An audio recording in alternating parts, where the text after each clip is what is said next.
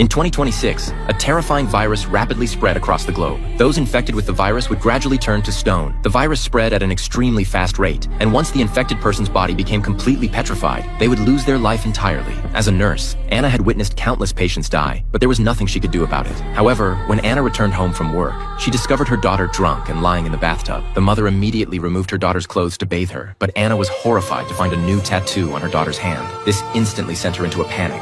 Fearing her daughter had contracted the virus, Anna immediately grabbed some alcohol to disinfect her. She planned to take her to the hospital for examination the next day, but this upset her daughter, who thought her mother was simply making a big fuss over nothing. The next morning, however, the girl still accompanied her mother to the hospital, but when she saw the syringe in the nurse's hand, a strange fear suddenly rose within her. Yet to avoid being scolded by her mother, she mustered up the courage to get the injection. However, due to the overwhelming number of patients, the nurse informed them that the test results wouldn't be available for 7 days. Meanwhile, Anna was preparing to check on the patients. Since this entire floor housed virus-infected patients, doctors and nurses were also afraid of contracting the virus. Most of the staff had already left, and those who remained could be counted on one hand. When Anna reached the corridor, she discovered that yesterday's patient meals were still sitting on the food cart. With no other choice, Anna pushed the cart to deliver the meals to the patients. When she entered the ward, the entire room was filled with patients who had already turned to stone. Their petrification had reached over 80%. The patients had lost the ability to move. What came from their mouths was no longer air, but powder. They could only sustain their lives through machines. Fortunately, this virus didn't spread through the air.